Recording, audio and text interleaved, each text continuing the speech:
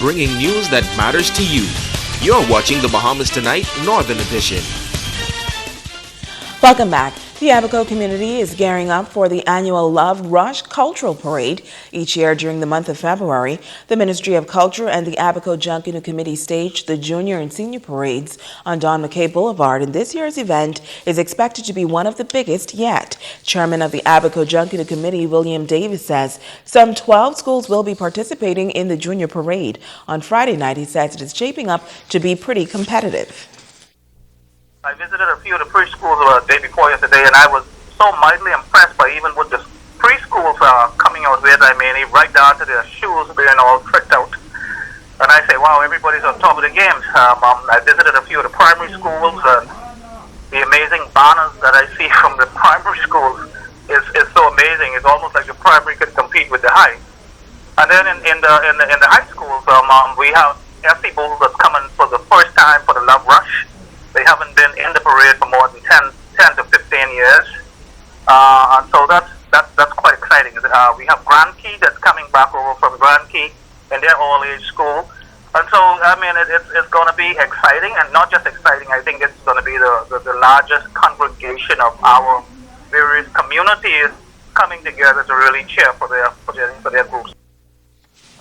Now, the Senior Junkanoo Parade will be held on Saturday evening, and the Junkanoo chairman says it will be a battle among the former champions.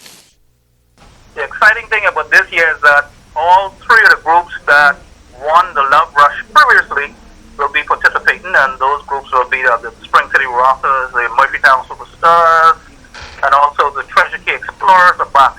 So that's quite exciting. This is the first time in, I think, about 6 to 7 years that those three groups specifically who have won before will be competing against one another. And so it's quite exciting. The accommodation, all our rooms are booked, car rentals are up, and, you know, generally people in the community are just talking and, you know, very competitive talk. In other news, last night we inadvertently featured the winners of an earlier JA speech competition. Tonight we will feature the latest winners who were just recently crowned. The Junior Minister of Tourism, Gabriel Joseph of Mary Star of the Sea Catholic Academy, he can add another title to his belt. He is the winner of the Junior Achievement Speech Competition held on Grand Bahama. Joseph beat out 11 other semi-finalists on Monday night at the Bishop Michael Eldon Auditorium. He will now represent Grand Bahama at the Bahama Jack Speech Competition contest in Nassau this weekend. The idea that tomorrow's leaders are built today, and I wanted to impress upon all of the audience that solving tomorrow's problems begins with today. The great Bahamian society we all seek starts, the construction begins today. Well, I started off with an extremely destructive experience in 2015 where I completely and miserably failed at a speech competition. And so 2 years later, to have the opportunity to win at the JA speech competition, it's a little validation, but it's also a great experience. Zaria Knowles of Lucaya International finished second, and Tiaja Lewis of St. George's captured the third place. They admit that it was no easy feat. My problem, I linked illiteracy in the Bahamas to crime because, you know, our youth, they aren't educated on how to properly how to properly resolve their problems. So conflict resolution really plays a big part with, you know, things leading to crime and shootings. So that's what my speech was about. It feels great. You know, I put a lot of hard work and effort into my speech, and you know, this is actually my first year in Junior Achievement, my first time in the speech competition, so, you know, knowing that I'm capable of getting second place with little to no experience, it feels great. It feels really amazing to have made third place because last year I was a finalist in the Junior Achievement Program and I did not make first, second, or third, and I told myself that next year I have to step up my game, and it feels so amazing that my goal has been accomplished. It feels overwhelming. I'm so excited. The topic was solving tomorrow's problems today, and I feel that the biggest problem of tomorrow is our youth because we are going to be the future leaders of our country. So I think that we need to be empowered now, we need to be motivated, we need to be equipped for tomorrow, and that is what I talked about, young people being the leaders of tomorrow. Now, this contest is just one of the many events taking place in celebration of the 3rd anniversary of J.A. here on Grand Bahama. Switching gears now, a positive revolution is about to take place on Grand Bahama, and scores of young people are being challenged to become a part of this major shift. A youth-based organization is preparing to host an exciting event that will tackle a myriad of issues facing youngsters come February 27th and 28th at the Jubilee Cathedral. Joan Davis Roll reports.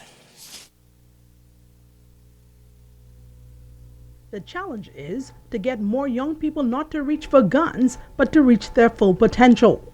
The 5th annual Full Potential Youth Conference, hosted by the award-winning Full Potential organization, is gearing up to positively impact the lives of hundreds of youngsters here on Grand Bahama.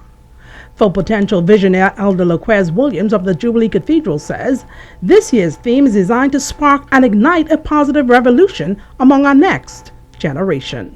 Our theme this year is go after it, go after it, go after it, go after it. I believe there's something that every child has to offer. So we believe this year we're going to give them some tools that will deal with, there's an it that they have been assigned to achieve, to accomplish in this time. And there's some things that could hinder. There's some its that can hinder their purpose and what they can achieve in life. So they have to make the right decisions now. So we are challenging schools. We have sent out some requests to schools so that they can partner with us. And right now we have over 200 kids that would be right here on Tuesday morning, and we're looking forward to have a good time because from the beginning to the end is going to be, we have some great things in store that will blow the minds of the kids, and it's going to be very fun but very impactful. This life-changing event has the full backing of major stakeholders from the private sector to education. Principal of Walter Parker Primary School, Jackie Pinder, says programs hosted by Full Potential have been tried, proven, and tested. She stated that it is events like this one that assist in stemming the tide of social ills among our youth. I believe that this is, for this year in particular, after coming out of Matthew, a godsend, a beacon of light for others to know there is hope and there is life after a hopeless situation. And Full Potential will not only assist and aid our students, but it will assist our parents. A cadre of presenters will be featured. Leading the list will be noted life coach and motivational speaker Raquel Hart and youth pastor at Calvary Temple Assemblies of God Church, Bruce Russell. I am delighted to be one of the evening speakers, and my topic is very, very exciting.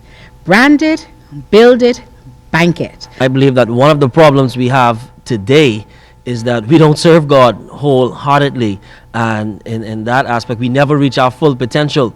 And if we could get that right and apply that to every area of our lives, then we would reach the full potential. Joan Davis Roll, ZNS Network News. The Seventh-day Adventist continuing with its global mission to proclaim the last day message. For the month of February, the local churches hosted a conference under the theme Countdown to the End. Visiting evangelist Cheyenne O'Connor of the Cayman Islands says a range of topics are being discussed throughout the week, with the exception of Thursdays and Saturdays. We deal with issues affecting the family. We deal with spiritual messages and prophetic messages. And we live in a time now when everybody on this planet needs to be aware what time it is. The unprecedented signs that we have seen being fulfilled, people are not recognizing it and connecting it to the end of time. So the unprecedented natural disasters, the hurricanes that passed through even your own country here. When was it last year? Is it November, October? Matthew. We have hurricanes after hurricanes after hurricanes with unprecedented intensity. These are not just mere incidentals. Now, he says for the rest of the month, they will elaborate on how all of these are prophetic acts of God. O'Connor says so far 84 persons who attended have given their life to Christ, and he's encouraging the Grand Bahama community to attend the service. Tornadoes, tsunamis, earthquakes, that are killing people left, right, and center. The rise in crime and violence, the rise in homosexuality, the wars that are going on, the diseases that are going on. These are every single sign that God gives in the Bible has been fulfilled.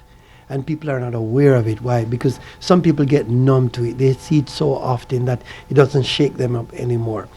And so the church has a mission to remind people that these signs that God has enlisted as the hallmark for his second coming are before our very eyes. Now, a health screening will also take place in the evenings at 6:30 p.m. The Seventh-day Adventist Countdown to the End campaign starts at 7:15 every night except Thursdays and Saturdays. And now it is time to ask the doctor.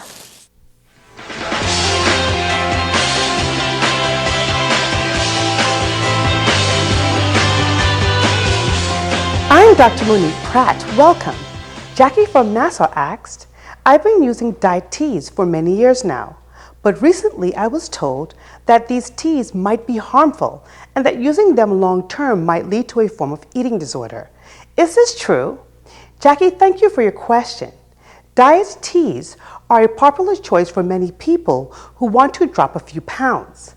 Just like anything else, it is important to understand what diet teas are and how they work, and if there are any risks associated with them before you put them in your body. Most diet teas contain a herb called senna, which acts like a laxative. This herb stimulates your intestines and causes an increase in elimination of water and waste by increasing bowel movements. While this may cause a reduction in a few inches around your waist, it is not true weight loss because there's really no increase in fat burning. As I mentioned before, the only effective way to lose weight is to eat healthier and increase physical activity. With long-term use of these products, there is a risk that your bowels may stop functioning normally, which might lead to dependence on these products. Long-term use can also change the amount or balance of some chemicals in the blood called electrolytes, which can cause problems with your heart rhythm, muscle weakness, liver damage, and other harmful effects. I'm Dr. Monique Pratt, and this has been Ask the Doctor. Stay with us. Ricardo Liveborn has a check on sports when we come back.